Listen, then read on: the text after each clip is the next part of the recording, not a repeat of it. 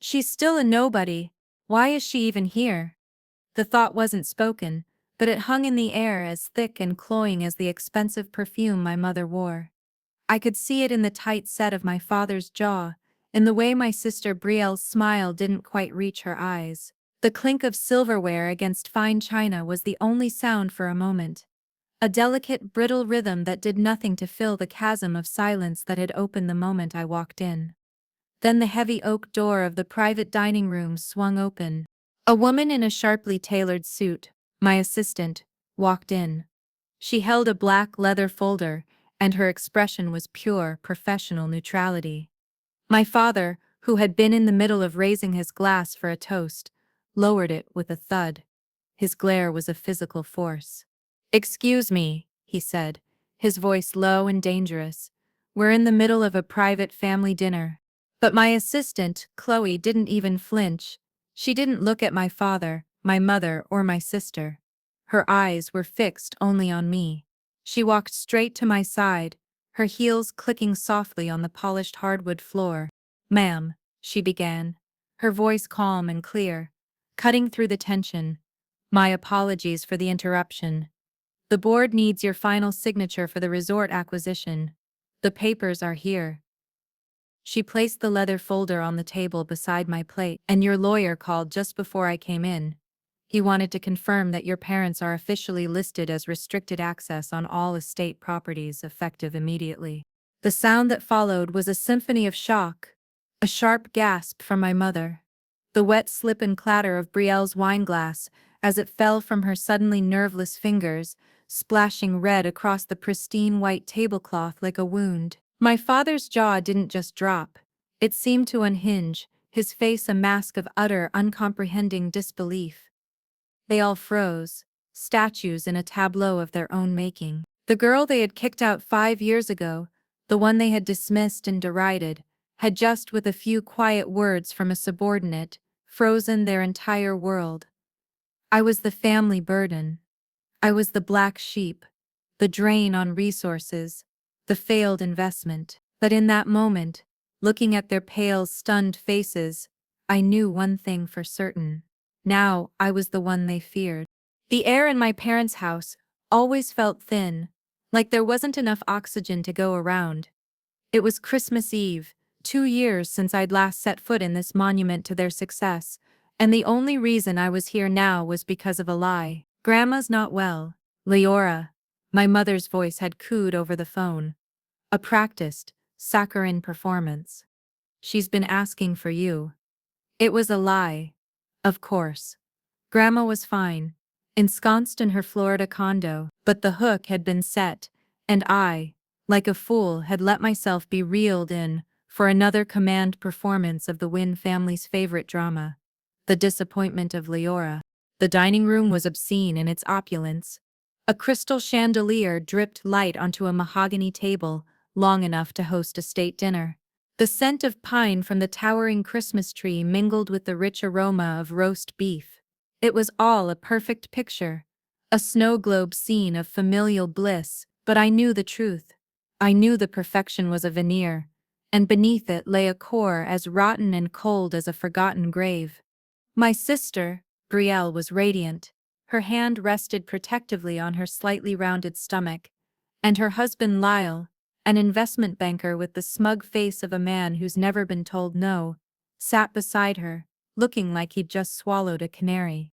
"A toast," my father Calvin announced, his voice booming with self-satisfaction. He raised his glass, a portly king surveying his domain, to Brielle and Lyle, and to our first grandchild. A new legacy for the Wynn name. Glasses clinked. Smiles were exchanged. My mother, Celine, dabbed at her eyes with a silk napkin, a perfect portrait of a proud matriarch. I raised my water glass, the gesture feeling hollow and foreign in my hand.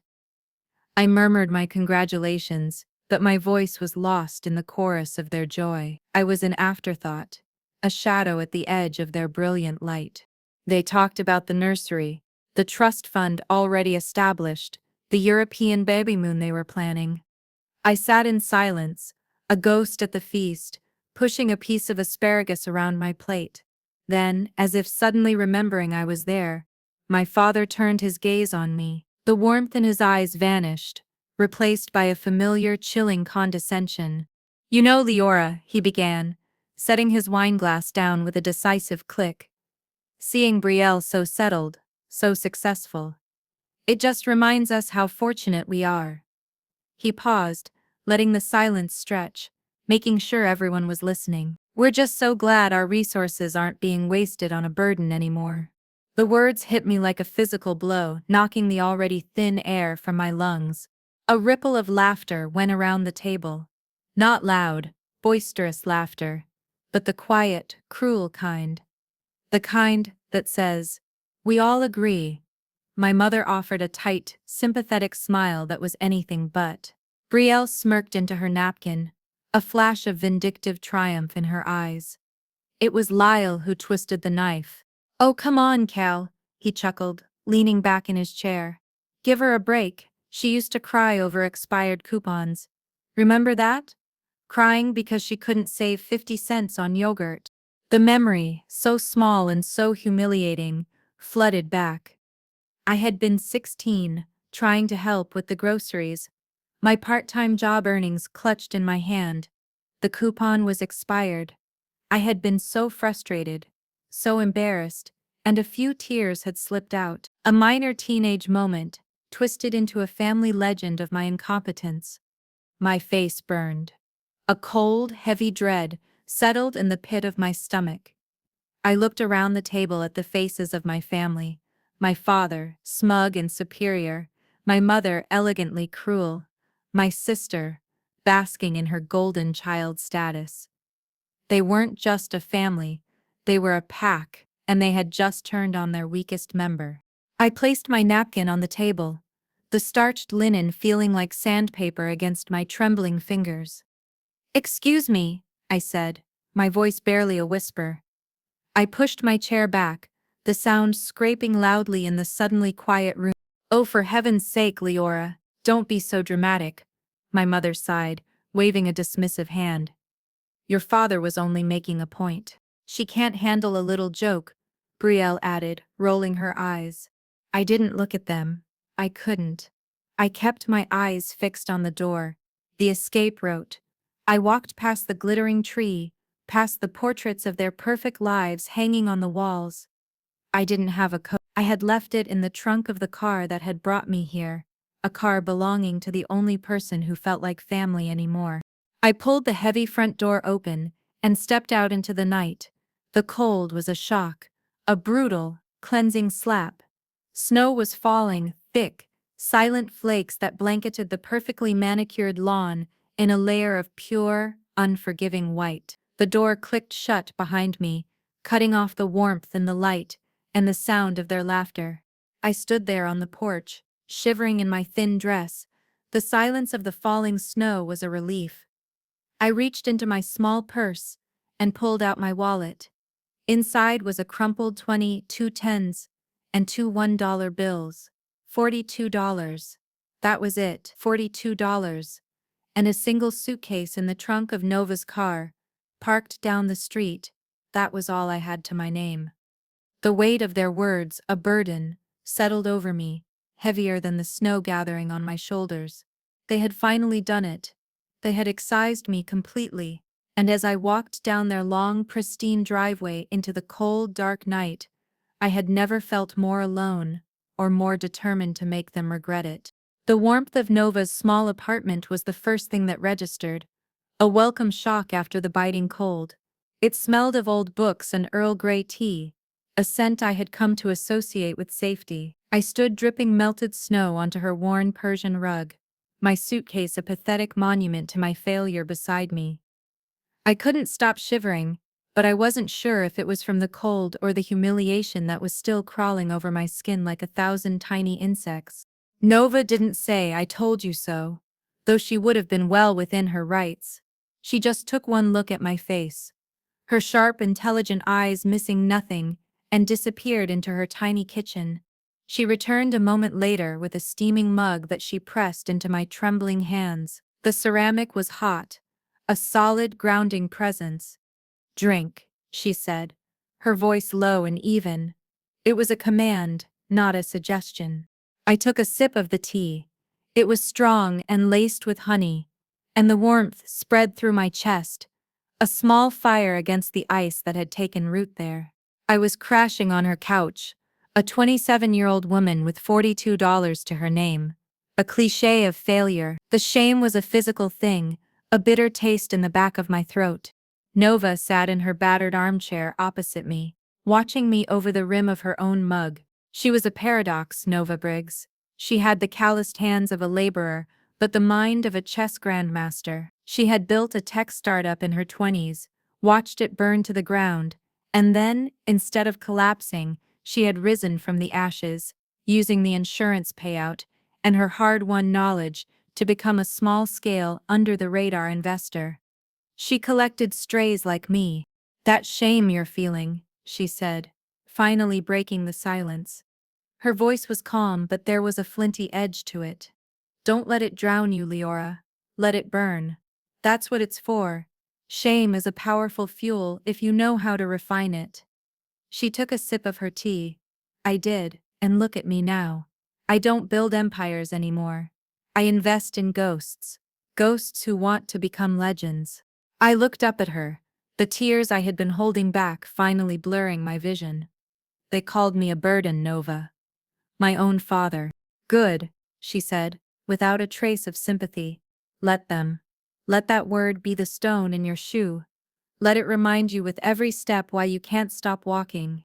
She got up and walked over to a cluttered bookshelf, pulling down a thick, leather-bound planner. She slapped it down on the coffee table between us. It landed with a heavy, final thud. "Your pity party is over," she stated. "It gets you 5 minutes and 1 cup of my best tea. Now, we make a plan." She opened the planner, and what she laid out wasn't just a plan, it was a declaration of war. It was brutal. There was no room for grief, no time for self-pity.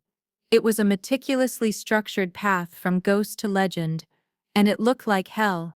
"You want to beat them at their own game?" she asked, her finger jabbing at a blank page. "Their game is money, status, and property. So that's the game you will learn to master. You will learn hospitality from the ground up. You will learn real estate law, contract negotiation, digital marketing, and financial modeling. You will learn to read a balance sheet like it's a love letter and a zoning ordinance like it's a treasure map." For the next few hours, she broke it down. My life was no longer my own. It was a training regimen. 16 hours a day, she said, was the minimum. 8 hours of work, any work I could find to keep a roof over my head, even if that roof was hers, and 8 hours of study. The days that followed blurred into a monotonous cycle of exhaustion and information. There was no glamour, no sudden, brilliant epiphany. It was just the grim, relentless reality of survival. I got a job washing dishes at a 24-hour diner, the smell of grease and bleach clinging to my clothes and hair. I'd finish my shift at 2 in the morning, my hands raw and my back screaming in protest, and walk back to Nova's apartment. I'd sleep for 4 hours on her lumpy couch, then wake up to the alarm on my cheap phone. The next 8 hours were a digital boot camp. Nova had curated a list of online courses, free university lectures, and dense technical books. I devoured them. I learned about RevPAR and occupancy rates. I studied the legal jargon of property deeds until my eyes burned. I taught myself the basics of SEO and social media algorithms, my brain feeling like an overstuffed sponge. I ate instant noodles and day-old bread from the diner, the taste of my family's roast beef a distant, mocking memory. Some nights, I'd fall asleep with my face pressed against the keyboard, only to wake up an hour later with garbled letters imprinted on my cheek, and I would force myself to keep going. This wasn't a life. It was a Ford, and Nova was the blacksmith, relentlessly hammering me into a new shape, the fire of my shame burning hotter every single day. The Dawnview Inn was exactly the kind of place my family would have driven past with a dismissive sneer. Its sign was missing a letter, so it read, Dawn Ew in, and the paint on the siding was peeling in long, sun-bleached strips. It was rundown, forgotten, and it was my first real classroom. After 2 months of washing dishes, Nova had found the job listing. Cleaner needed, it said. Experience not required. This is it, Nova had declared, pointing at the ad on her laptop screen. This is where you start. You don't learn a business from the top down. You learn it from the dirty floors up. So I became a cleaner. My days started, before the sun rose, in the quiet, pre-dawn chill. My world shrank to the size of a housekeeping cart, laden with bleach, disinfectant wipes, and stacks of threadbare towels. I learned the intimate, unglamorous truths of the hospitality business. I learned how to fold a fitted sheet by myself, a frustrating, clumsy dance that eventually became second nature. I learned the precise chemical smell of a sanitized bathroom. I learned about the things guests leave behind: half-read paperbacks, single socks, scribbled notes of anger or joy. Every room told a story. The business traveler in room 11, who left behind a neat stack of empty miniature whiskey bottles. The young couple in 23 who had clearly had a pillow fight, feathers dusting every surface like a strange, soft snow. The elderly woman in 9105 who always left a single, hard-to-unwrap caramel on the nightstand, as a tip. I saw the unvarnished reality of people's lives, the mess and the melancholy they carried with them. More importantly, I learned what they complained about. I wasn't just scrubbing toilets, I was conducting research. I saw the corner of the rug that was perpetually curled up, a tripping hazard waiting to happen. I felt the lumpiness of the cheap mattresses. I noticed that the Wi-Fi signal was weakest, at the far end of the second-floor hallway. These were not the grand, dramatic failings my family would notice. They were the small, persistent irritations that quietly eroded a guest's comfort. Every Friday night, without fail, Nova would quiz me. She'd be waiting in her armchair when I got home, smelling of bleach and exhaustion, and she'd fire questions at me like a drill sergeant. The guest in 2007, she'd start, not even looking up from her book. He complained about the noise from the ice machine. What time was his complaint logged? 10:30 p.m., I'd answer, my brain clicking into gear. And what does that tell you? It tells me he's probably a light sleeper, trying to get to bed early. It also tells me the insulation in that wall is shot. Good, now why do customers leave 3-star reviews online, even when they smile and say everything was fine at checkout? I thought about the tired smiles I saw every day.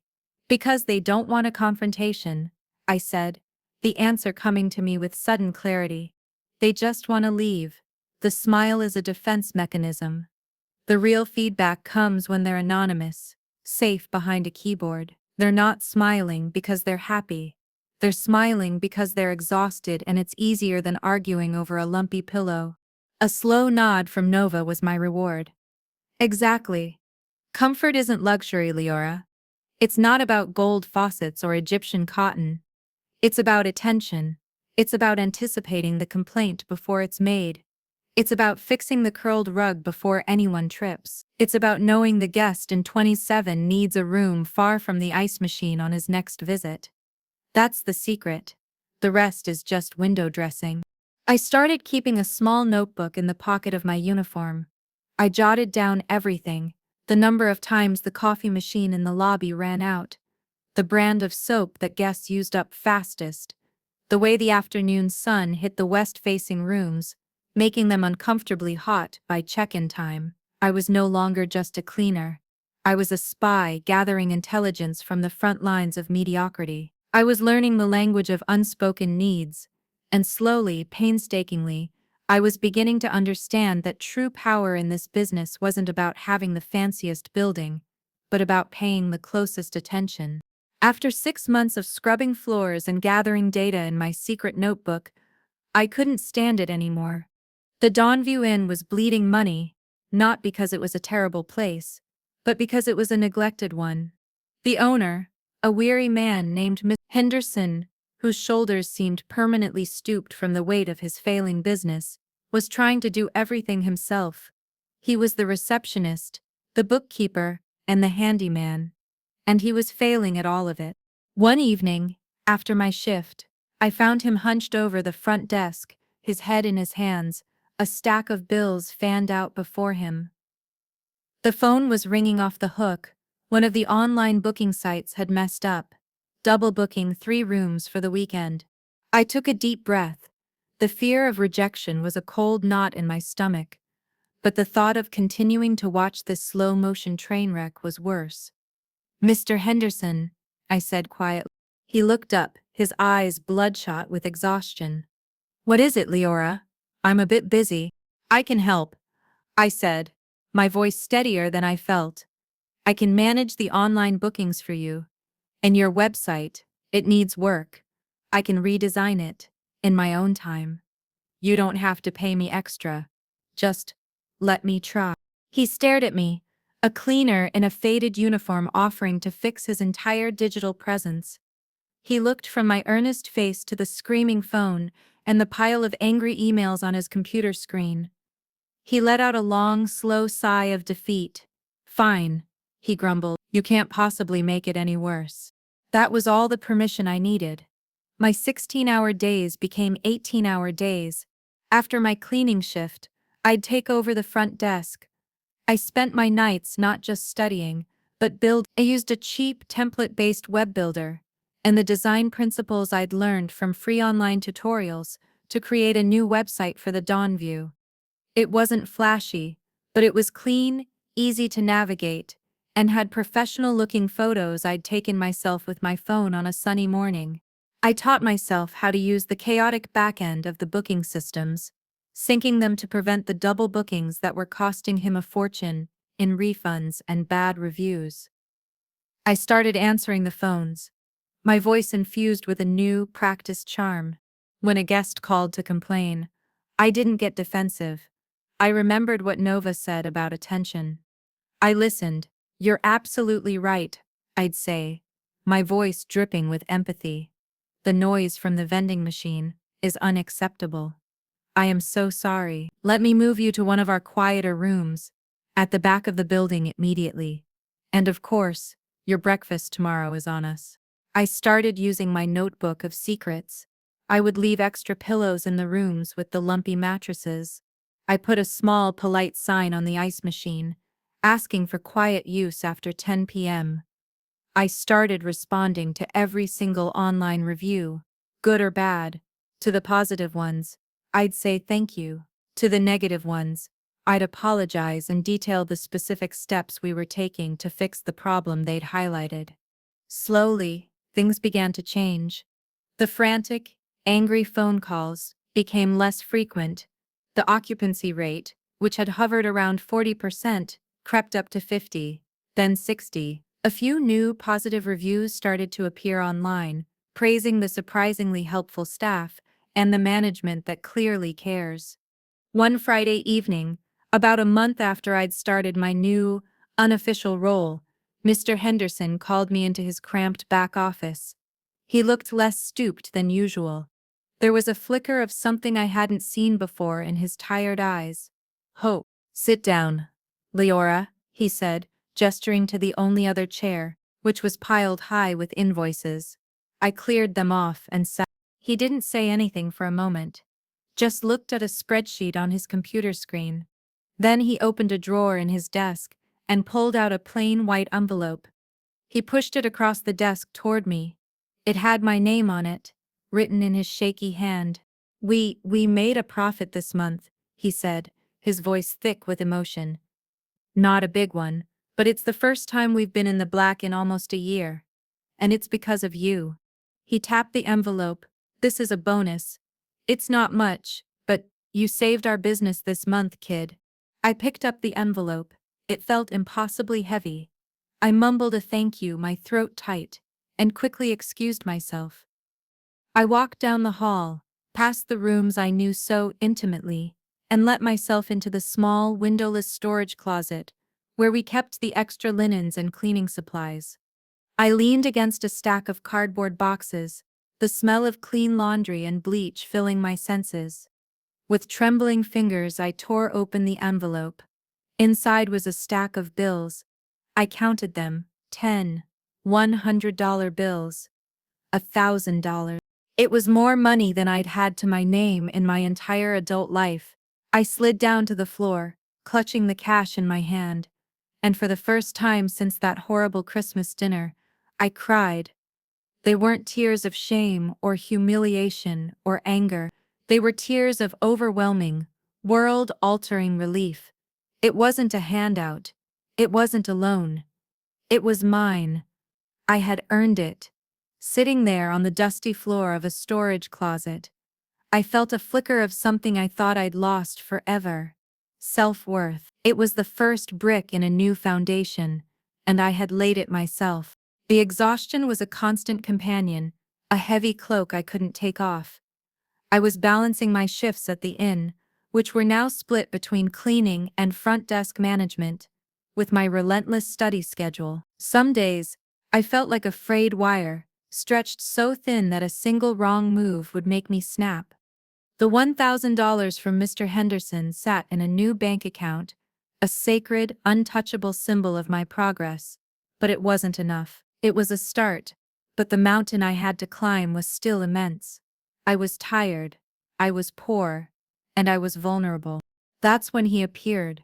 His name was Marcus Thorne, and he had the easy smile and expensive suit of a man who preys on desperation.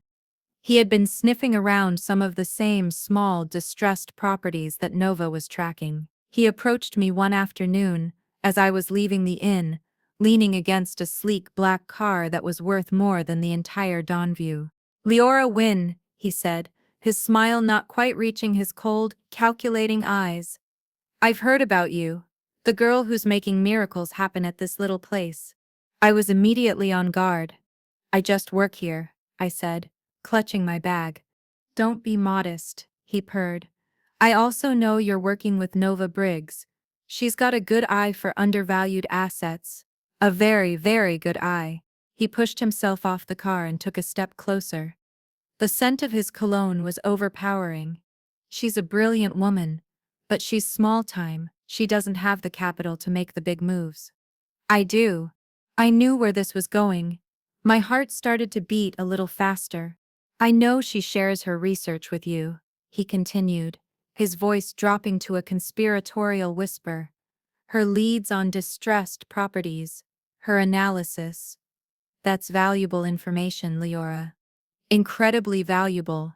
He paused, letting his words hang in the air. "I'm prepared to offer you $20,000 for a copy of her files. Just the leads. She'll never have to know. Think of it, Leora. $20,000. A fresh start. You could get your own apartment. Quit this dead-end job. You could finally start living." $20,000. The number echoed in my head, a siren song of temptation. It was a lifeline. It was an escape. It was everything I desperately wanted. My mind raced. I could see it. A small, clean apartment of my own. A real bed. The freedom to focus solely on my studies. To accelerate Nova's plan. All I had to do was betray the one person on Earth who had shown me any kindness. The one person who believed in me.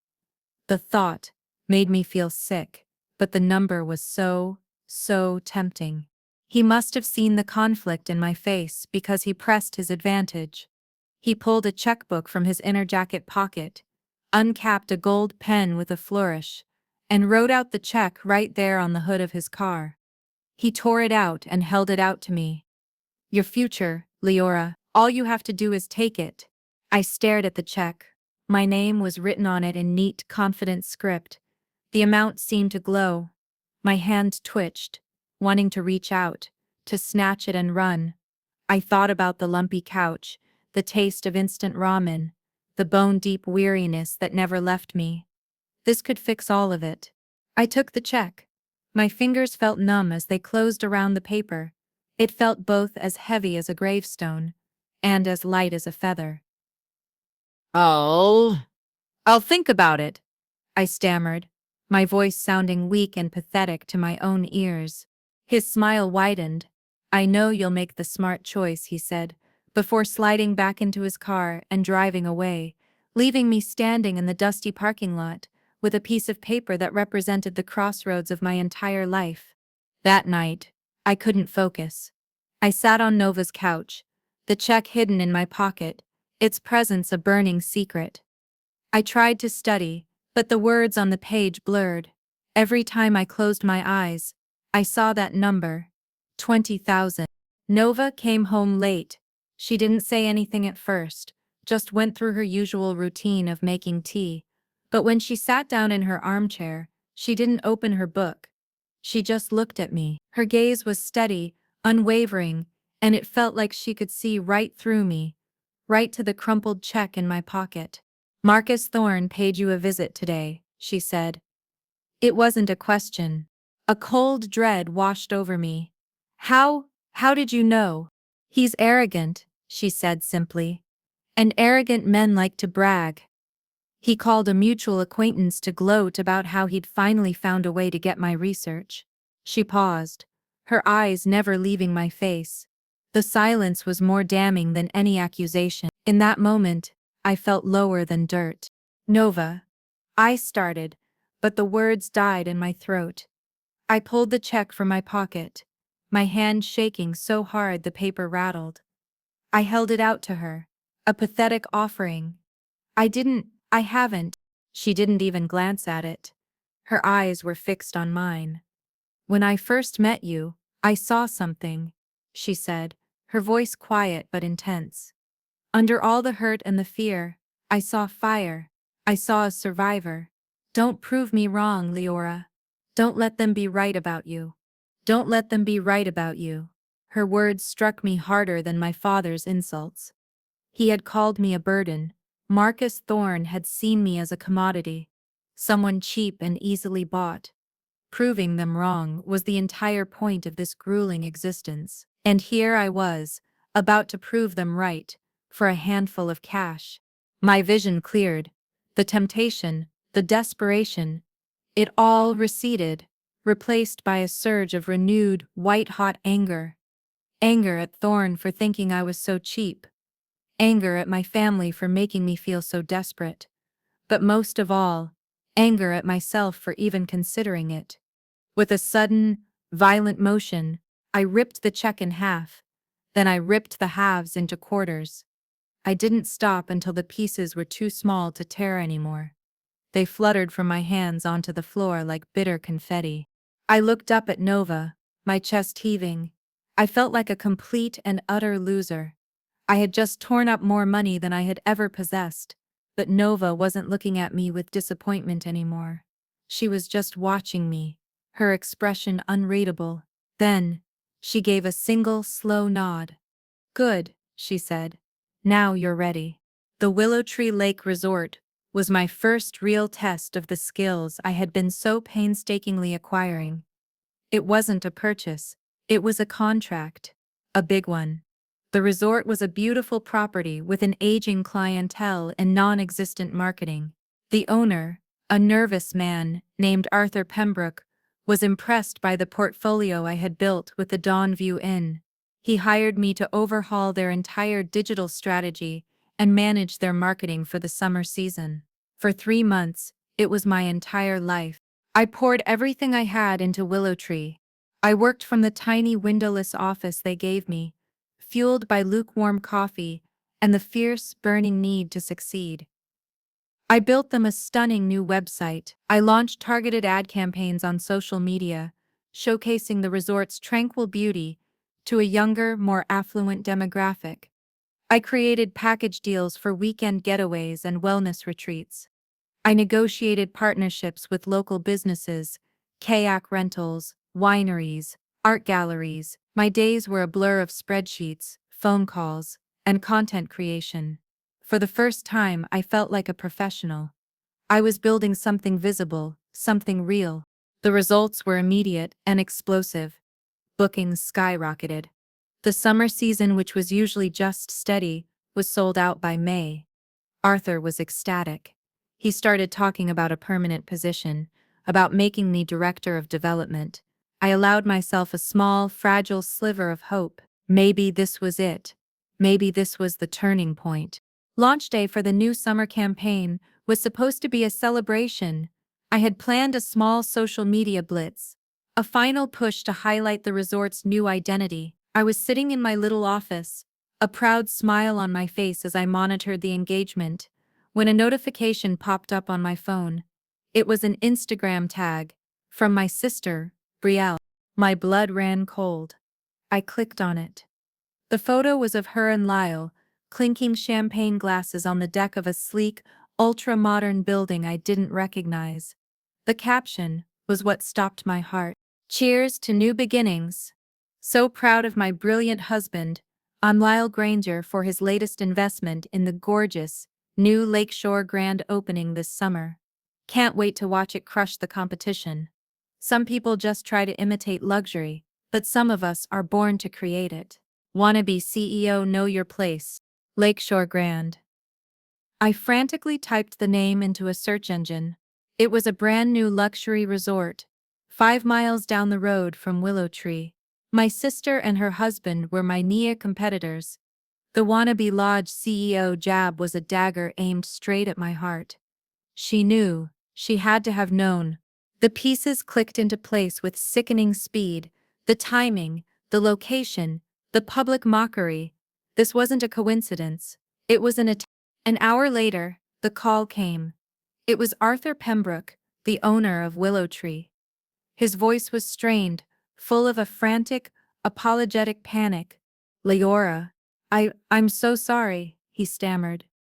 There's been a complication. What is it, Arthur? I asked, my voice dangerously calm, though my stomach was a knot of ice. I got a call, he said, his voice dropping. From Lyle Granger. He's a partner at Sterling Thorne Investments. They're backing the Lakeshore Grand. Sterling Thorne, the same firm Marcus Thorne, the man who tried to buy me, worked for. It was all connected. He strongly advised me that continuing our professional relationship would be unwise.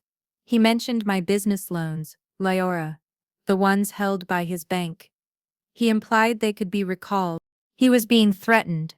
My brother-in-law was using his financial power to crush me, to snuff out my first real spark of success before it could even catch fire. He wants you to cancel my contract, I said. It wasn't a question. There was a long, painful silence on the other end of the line. My hands are tied, Leora, he finally whispered. I have a family. I can't lose this place.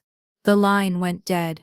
I sat there, staring at the phone, the silence of my tiny office suddenly deafening. All of it. The 3 months of sleepless nights, the endless work, the hope, it had all been wiped out in a single, vindictive phone call. They hadn't just competed with me, they had sabotaged me.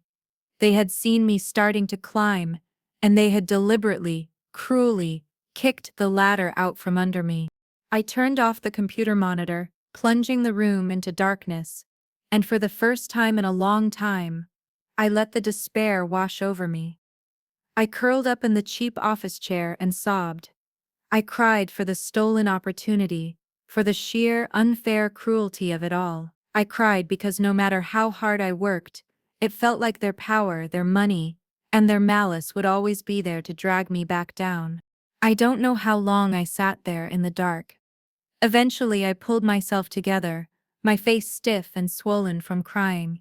I packed my few belongings into a cardboard box and walked out of the Willow Tree Lake Resort for the last time. That night, I told Nova everything.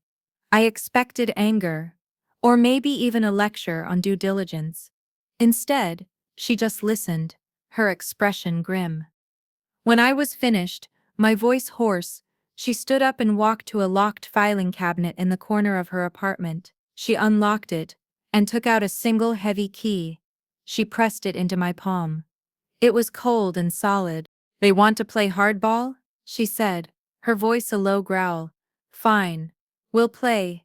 They want to tear down what you build? Then stop building on other people's land. She closed my fingers around the key. This is a spare to my office. Be there at 6 a.m. We're not looking for contracts anymore. She looked me dead in the eye, and the fire I had seen in her before was now a raging inferno. "Build your own," she said, her voice dropping to a fierce whisper. "Build it from the dirt up. And you make damn sure they live to regret this day." The key Nova gave me wasn't just a key, it was a promise. The fire that my sister's sabotage had nearly extinguished was now burning with a new, terrifying intensity. It was no longer just about survival or proving them wrong. It was about building a fortress they could never touch. For weeks, Nova and I pored over county records, zoning maps, and foreclosure listings. We weren't looking for anything pretty. We were looking for dirt. Unwanted, forgotten, underestimated dirt. And we found it. A 20-acre parcel of land nestled in a forgotten valley, choked with weeds and littered with the skeletal remains of a failed 1970s campground. The property had been on the county auction block 3 times, and no one had even placed a bid. It was considered worthless. To everyone else, it was a liability. To me, it was perfect. "It's a graveyard," Nova said, standing beside me on the overgrown lot, her hands on her hips. The air was thick with the smell of pine and damp earth. "No," I replied, my gaze sweeping over the wild, untamed landscape. "It's a blank canvas." I could see it, not the collapsed cabins and rusted-out swing sets, but what it could be: a retreat, a place of peace, far from the polished, soulless luxury of places like the Lakeshore Grand. Risking everything doesn't feel like a grand, heroic gesture. It feels like nausea. It feels like signing a mountain of loan documents with a hand that won't stop shaking. Nova co-signed, putting their own limited assets on the line. Her faith in me was a heavy, terrifying responsibility. We secured a small, high-interest loan from a credit union that specialized in risky ventures. It was barely enough. I couldn't afford a traditional construction crew, so I didn't hire one. Nova, through her network of ghosts and strays, put me in touch with a man named Sal. He ran a small crew of ex-cons, men who had paid their debt to society but couldn't find work because of their records. They were welders, carpenters, and electricians. They were hungry for a second chance, just like me. They worked cheap, they worked fast, and they worked with a ferocious loyalty that no amount of money could buy. I named the property Echo Pines Retreat. It was an echo of the past, of the person I used to be, but reclaimed and reshaped into something new. My life became a whirlwind of physical and mental exhaustion. My days were spent on the property, wearing steel-toed boots and clothes, permanently stained with paint and sawdust. I wasn't just the project manager. I was a laborer. I helped Sal's crew clear brush, haul lumber, and tear down the old, rotten structures. My hands, once soft, became calloused and strong.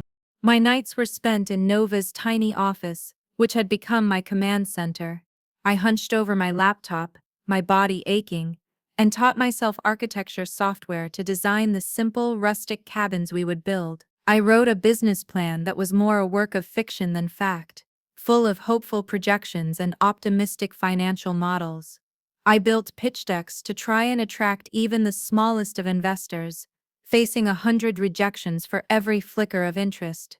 There were nights I'd sit on the floor of that empty office, surrounded by blueprints and spreadsheets, and feel the weight of it all pressing down on me.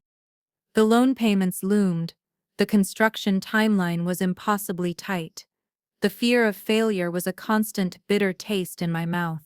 More than once, I thought about my father's smug face, my sister's mocking caption, "Wannabe CEO." The words were a whip, driving me forward when all I wanted to do was collapse. We built 3 small cabins first, using reclaimed wood and as many salvaged materials as we could find. They weren't luxurious, they were simple, clean, and honest. They had comfortable beds, good plumbing, and small porches that looked out into the silent, star-filled woods. We didn't have the money for a big marketing launch. We couldn't compete with the glossy ads for the Lakeshore Grand. So I went smaller. I listed the cabins on Airbnb and other vacation rental sites. I didn't market it as a resort. I marketed it as an escape. Find your peace at Echo Pines, the tagline read. The first booking was a miracle. A young couple from the city, looking for a quiet weekend away. I cleaned the cabin myself, my heart pounding with a mixture of hope and terror. I left a handwritten welcome note and a small bouquet of wildflowers on the table. They left a 5-star review. The perfect antidote to a stressful life, it read. Simple, beautiful, and so peaceful. We'll be back.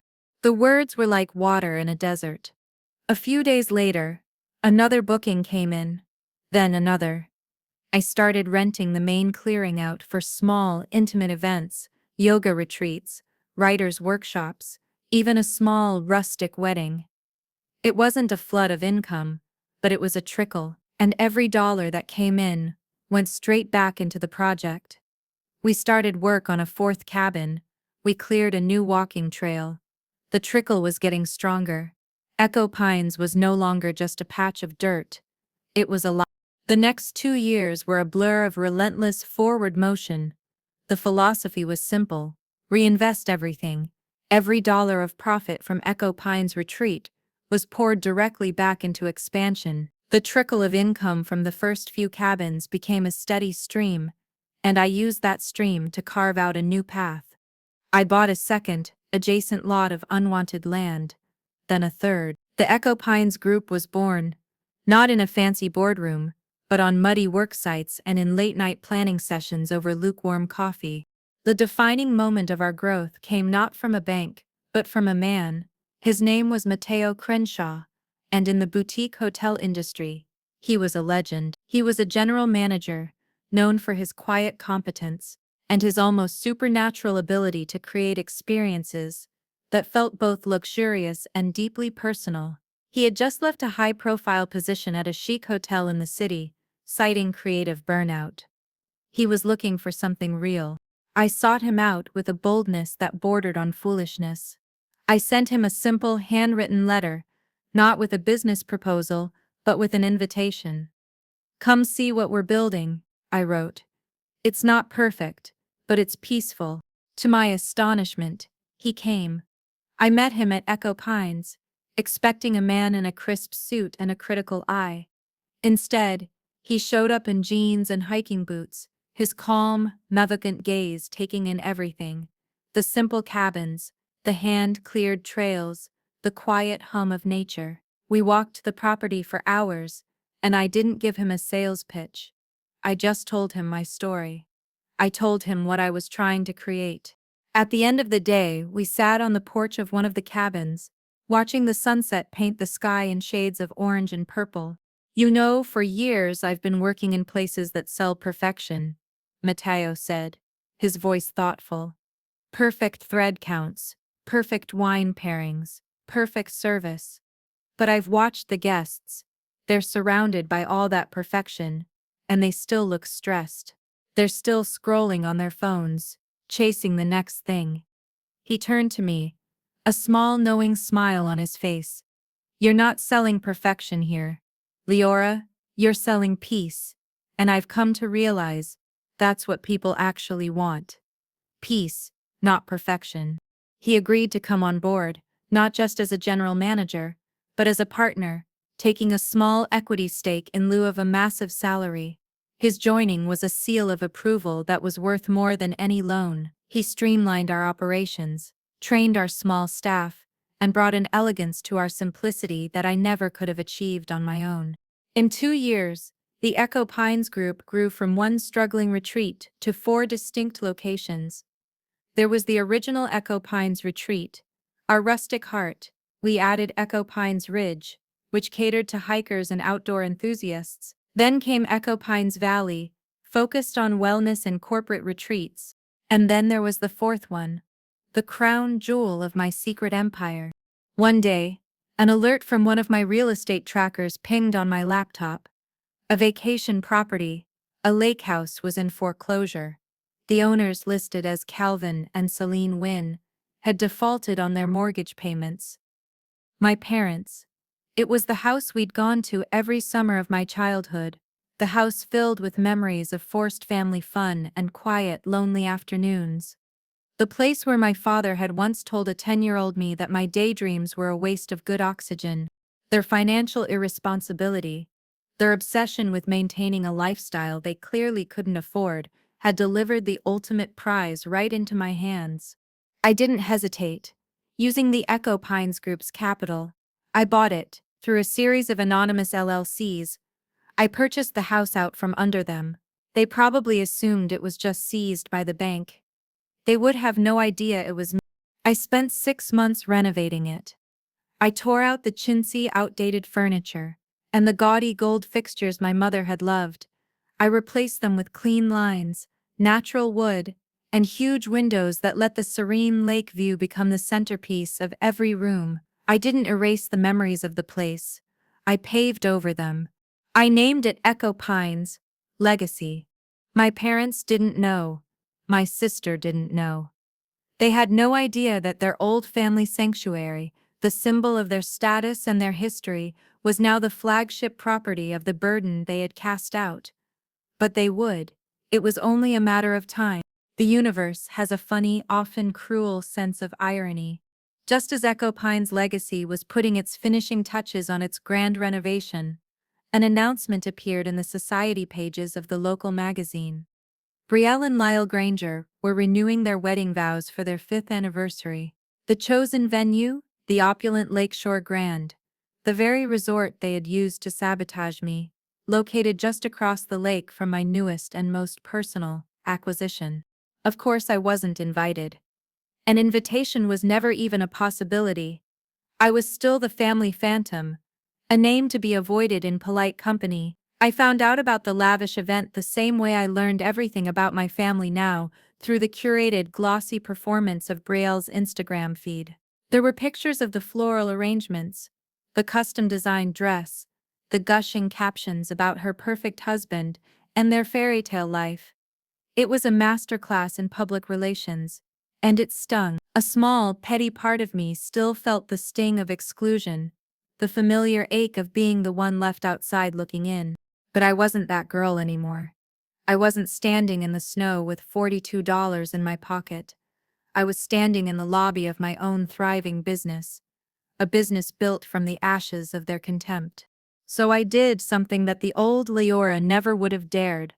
I called the finest florist in the region and ordered a massive, breathtaking arrangement of white lilies and orchids to be delivered to Brielle's suite at the Lakeshore Grand on the morning of the ceremony. The card was simple, my instructions to the florist precise.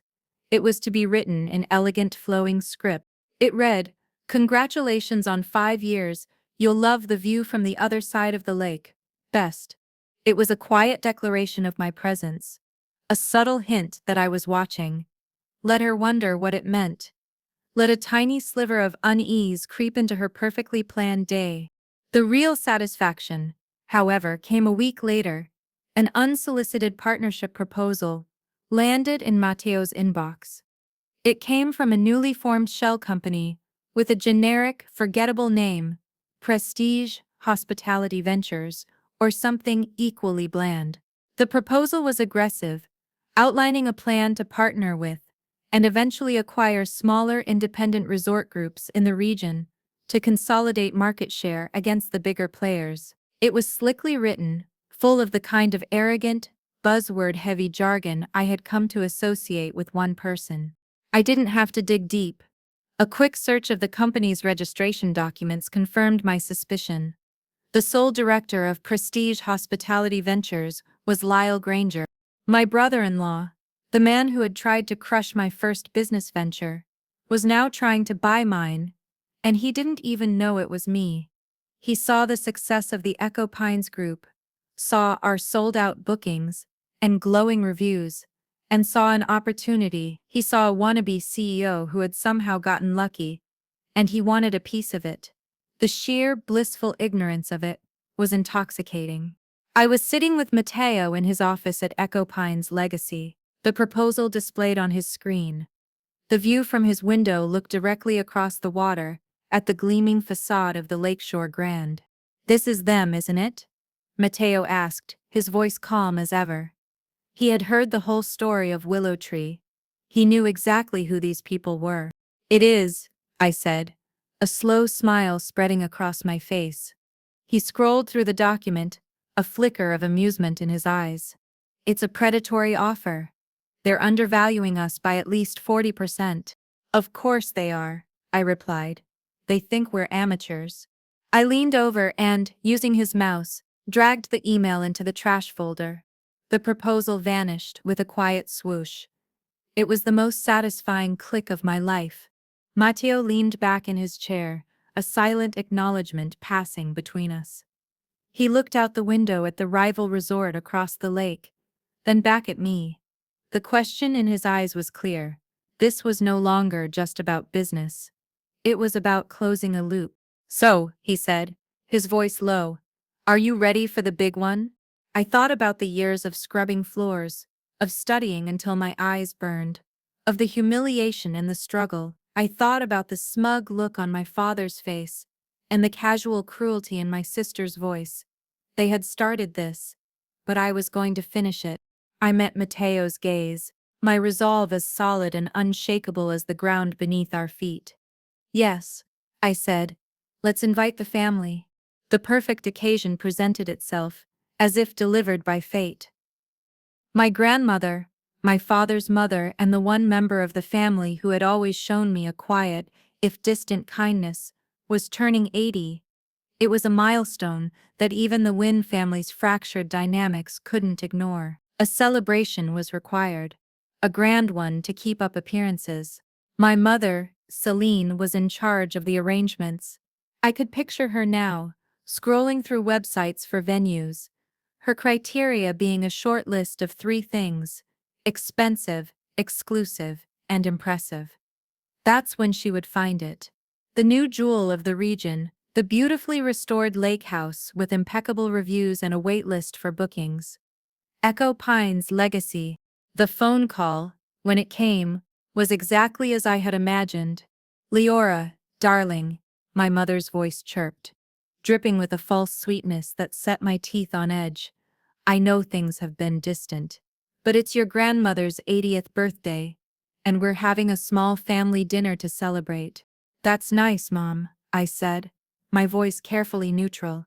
I was in my office, looking at the very reservation she was about to make on my own system. Yes, well, we've found the most exquisite new venue. It's called Echo Pines Legacy. Have you heard of it? It's frightfully exclusive, but Calvin managed to pull some strings, of course. The lie was so effortless for her. The strings she was referring to was Matteo, who had, per my instructions, made a prime-time Saturday night slot, magically available for a Mr. Calvin Wynn. It's going to be a lovely, private affair, she continued. Just family. But, well, for Grandma's sake, we thought you should be there. If you can manage it. 7 o'clock. Don't be late. Just family. The words were meant to remind me of my place, that my inclusion was a reluctant act of charity for the sake of an old woman. She had no idea she was begging for an invitation to my house. I'll be there, I said, and ended the call before she could say anything else. The week leading up to the dinner was a strange exercise in calm. On the surface, I was the CEO of a growing hospitality group, overseeing final preparations for a VIP event. I reviewed the menu with the chef.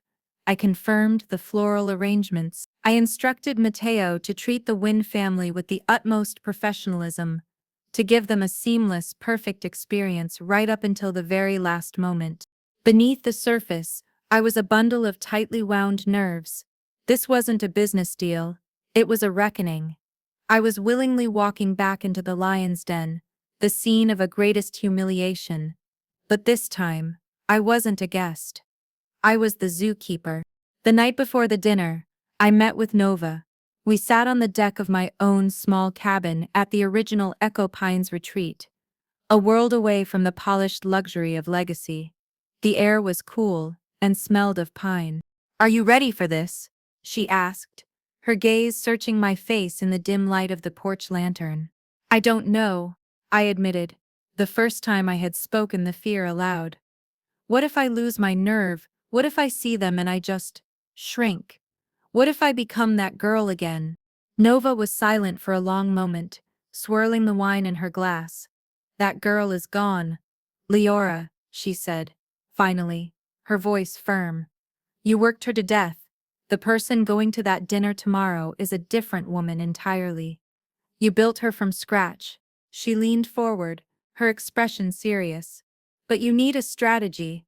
This is not the time for an emotional outburst. That's their game, not yours. Tomorrow, you are an observer. You say little. You watch everything. Let them perform. Let them spin their narrative and dig their own graves. You just sit there and hold the shovel. Your power isn't in what you say, it's in what you know. Her words centered me. She was right. An emotional confrontation would give them power, allow them to dismiss me as dramatic again. The real power was in the quiet, undeniable truth. The power was in the fact, it was in the deed to the house, the frozen credit cards, the contracts they didn't know existed. The next evening, I drove to Echo Pine's Legacy. I didn't park in the owner's spot. I parked in the main guest lot and walked to the entrance like anyone else. I took a deep, steadying breath, the cool lake air filling my lungs. I could hear their voices from the private dining room, the familiar cadence of their laughter and self-congratulation. I straightened my shoulders, pushed open the heavy oak door, and walked in. The room was stunning. I had designed it myself, but seeing it occupied by them was a surreal experience. A long, polished table was set with my company's finest china and silver. A fire crackled in the stone hearth. Through the massive picture window, the lights of the lakeshore grand twinkled on the opposite shore. It was a perfect scene, and I was the ghost who had built it. My arrival caused a small, awkward pause in the conversation. My grandmother, looking frail but happy, gave me a warm smile. Laura, dear, I'm so glad you could come. Happy birthday, Grandma, I said, giving her a hug. My mother offered a cheek for a kiss that was as cold and dry as paper. My father gave a curt nod, his eyes already dismissing me. And Brielle looked me up and down, a faint, condescending smirk on her lips. She was taking in my simple, elegant but unlabeled black dress. It was a look that said, "You still don't belong." "Leora," she said, her voice a little too loud. "Surprised you could make it. I figured you were busy, scrubbing floors or something." Lyle snickered beside her. My Uncle Harris, my father's brother and a man whose spine was made of jelly, shifted uncomfortably in his seat, but said nothing. He was the family's professional enabler. I just smiled faintly and took my seat. "Say little. Watch everything," Nova's voice echoed in my mind. The dinner was a masterclass in Win family dynamics. They talked about money, about their new boat, about a recent trip to Europe. They ignored me for the most part, which was a relief. I ate my salad, sipped my wine, and listened. I watched the way my father held court, the way my mother preened under his attention, the way Brielle and Lyle operated as a single smug unit. Then came the toast. My father stood, his chest puffed out, holding his wine glass aloft. "To Mom. On her 80th birthday," he began, beaming. "And to family. To the values we hold dear. Hard work, integrity, and building a legacy to be proud of." He paused, and his eyes found mine across the table. The shift was subtle, but I felt it. The air grew cold. It's a lesson that requires sacrifice and good sense. A lesson that, sadly, some kids just never get. They don't understand that you can't build a future on handouts and pipe dreams. The jab was for me. It was always for me. Brielle's smirk widened. Lyle looked at me with open pity. My mother sighed, a theatrical display of maternal disappointment. They were playing their parts perfectly. I didn't react. I didn't flinch. I just held my father's gaze, my expression placid. I took a slow, deliberate sip of my wine, and that's when the door opened. Chloe, my assistant, walked in. She was the picture of professional composure in her dark suit, holding a black leather folder. She ignored the stunned silence, the collective intake of breath from my family. Her focus was solely on me. "Ma'am," she said, her voice clear and cutting through the thick tension. My apologies for the interruption. My father found his voice first, sputtering with indignation. Who in God's name are you? This is a private event. Chloe didn't even look at him. She walked to my side and placed the folder on the table. Ma'am, she continued, as if he hadn't spoken. An urgent matter. The Wynn family attempted to authorize several large purchases this evening on the corporate hospitality accounts linked to this venue. As per your instructions, the transactions were declined and their cards have been frozen pending your review. A wave of shock rippled around the table. My father's face went from red to a blotchy pale white. My mother's hand flew to her pearls, her mouth opening and closing with no sound coming out.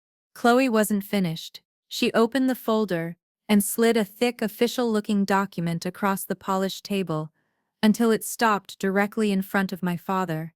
At the top, in bold letters, were the words, Deed of Ownership, and below it, the address of the very building they were sitting in. And then, the final line, Owner of Record, Leora A. Wonnen. Dead silence. You could have heard a pin drop on the plush carpet. Brielle's jaw was slack with disbelief. Lyle stared at the deed as if it were a venomous snake. Uncle Harris began to sweat, dabbing at his forehead with a napkin. Then, as if on cue, the dining room door opened again. This time, it was Matteo Crenshaw, the general manager, the legend. He walked in, looking calm and authoritative. He scanned the shell-shocked faces at the table before his eyes landed on me. He smiled warmly. Everything to your satisfaction, Miss Wynn? He asked. He then turned his polite professional gaze to the rest of the table. On behalf of the Echo Pines Group, I'd just like to thank our CEO for allowing us to host her family for this special occasion tonight. We hope you're enjoying her property. A collective gasp went through the room. The truth, undeniable and absolute, had just landed in the center of their perfect little world and detonated. My father stared at me, his face a ruin of confusion and fury. My mother looked like she was going to faint. My sister looked like she had seen a ghost. And I, the burden, the failure, the girl who cried over coupons, just picked up my wine glass, took a quiet sip, and watched it all burn down. The silence that followed Matteo's announcement was the most profound I have ever experienced. It was a vacuum, sucking all the air and arrogance out of the room. The five of them, my father, mother, sister, brother-in-law, and uncle, were frozen, their faces a gallery of disbelief and horror. The narrative they had built their lives around, the one where I was the permanent failure, and they were the benevolent successes, had just been publicly and spectacularly demolished. Brielle was the first to break. The sound of her shaky laugh brittle and unnatural. This is a joke, right? A sick, elaborate joke. She looked at me, her eyes wide with a desperate, pleading confusion. Leora, what is this? Did you hire these people? I didn't answer her. I just looked at her, letting her frantic question hang in the air. I remembered her Instagram post, the wannabe CEO caption. The memory was no longer a sting. It was a shield. Then, her brain, so quick to calculate social advantage, must have shifted gears. The panic in her eyes was replaced by a flicker of frantic opportunism. She forced a bright, wobbly smile. Oh my God, Leora, you did this, you actually, wow. I mean, this is incredible. We had no idea. Maybe we could collaborate. The Lakeshore Grand and Echo Pines, we could be a powerhouse. The sheer audacity of it was almost impressive. 1 minute she was mocking me, the next she was proposing a merger. I finally spoke, my voice quiet, but carrying in the stillness of the room. I gave her a small, tight smile. A collaboration? I said, tilting my head slightly. But Brielle, you called me a wannabe CEO. You said I was just imitating luxury. I'd hate for you to have to lower your standards. You should probably stay consistent.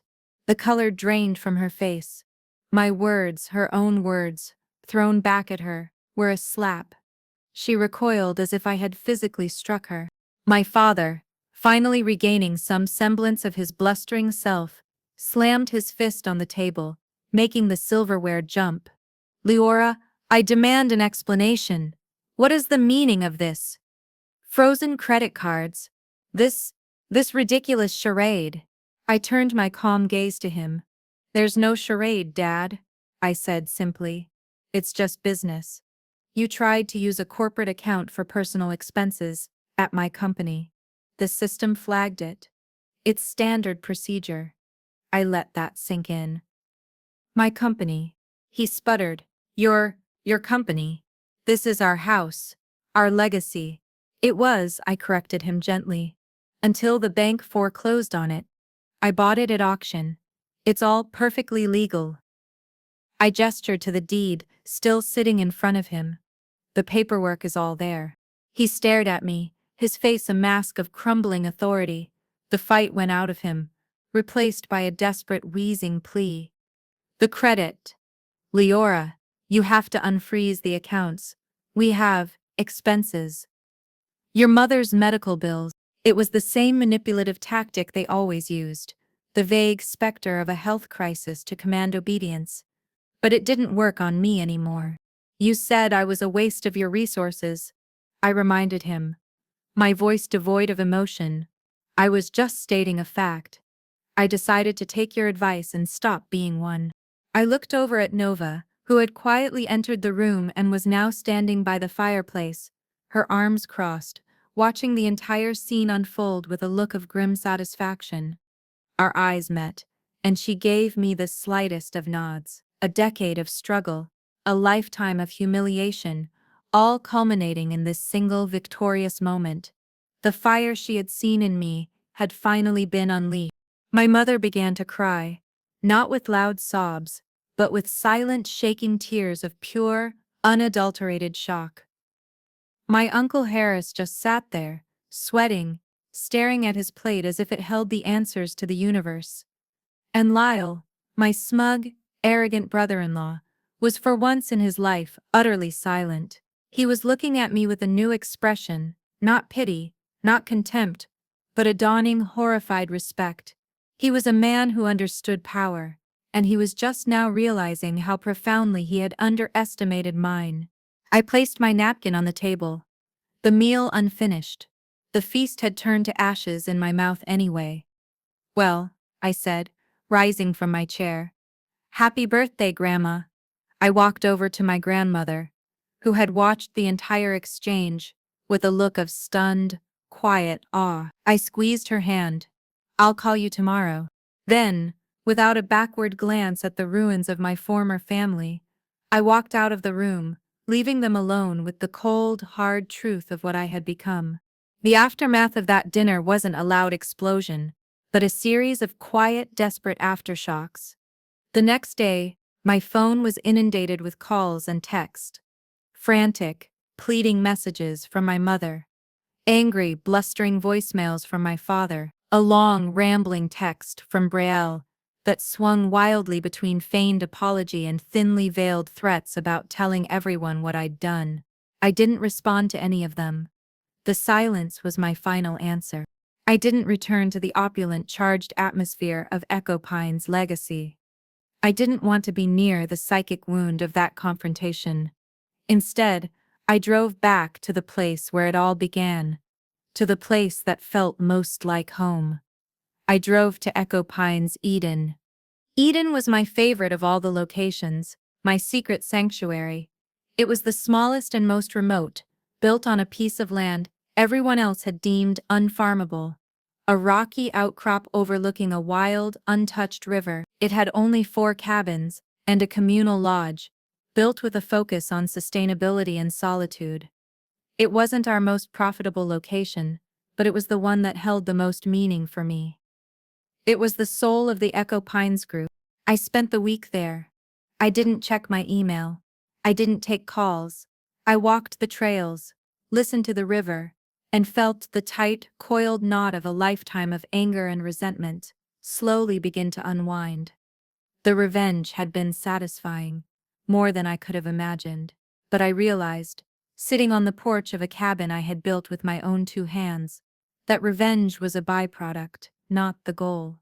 The goal had been to build a life so full and so secure that their opinions no longer mattered. The goal was to create a world they could not enter and could not destroy. On the third day, a package arrived, delivered by a local courier. It was a small, flat box. Inside, nestled in tissue paper, was a framed photo of a young girl with pigtails and a gap-toothed smile, standing proudly beside a lopsided hand-painted birdhouse. It was me, at age 7, I remembered that day. I had spent a whole weekend building that birdhouse, with my grandfather, before he passed. My father had called it a mess and told me I'd just attract squirrels. Beneath the photo was a letter, written in my grandmother's familiar shaky cursive. My dearest Leora, it began. I have spent my life watching the men in this family build cages, cages of expectation, of reputation, of money. They trapped themselves, and they tried to trap everyone around them. Your mother flew into one willingly. Your sister learned to decorate hers. But you, my dear girl, you refused to be caged. You chewed your way out. I was a coward. I watched them clip your wings and I said nothing. I chose peace over truth, and that is a regret I will carry with me. But watching you in that dining room, so calm and so strong, I felt a pride I cannot put into words. You didn't just escape the cage, Leora. You melted it down and forged it into a key. You broke the curse of this family. I am so proud of you. I held the letter to my chest. The tears that came this time were not of sorrow or anger, but of a deep, quiet healing. This was the only validation I had ever needed. That weekend, I hosted a small, informal retreat at Echo Pines, Eden. It was an idea I'd been working on with Matteo. An invitation-only event for a handful of women I had met through Nova's network, or my own business dealings. Women who had been underestimated, women who had been told they were too difficult, too ambitious, too much, women who had been called burdens. We didn't have a schedule or a keynote speaker. We just sat around a large, crackling fire pit as the sun went down, sharing stories, sharing business plans, sharing struggles. There was an architect who had been passed over for partner in favor of a less qualified man, a chef who had left a toxic, Michelin-starred kitchen to start her own food truck, a software engineer who was building an app to help domestic abuse survivors. We weren't competing, we were connecting. We were building a new kind of legacy, not of status or of blood, but of shared resilience. I looked around at their faces, illuminated by the firelight, and I saw the same fire I had seen in Nova, the same fire she had seen in me. I no longer chased my family's approval. I no longer needed their validation. The quiet girl who was terrified of their judgment was gone. In her place was a woman who built sanctuaries. Sanctuaries of wood and stone, and sanctuaries of community and support. They could keep their gilded cages. I was busy building a forest. Being the family scapegoat hurts, but healing means building something they can never ever take from you. Have you ever been called a burden by the people you trusted most? Let me know in the comments. I read every single story. If this story hit you hard, hit that like button, and subscribe for more Revenge to Riches stories, just like this one. I'm Leora Wynn, and I was the burden, until I became the boss.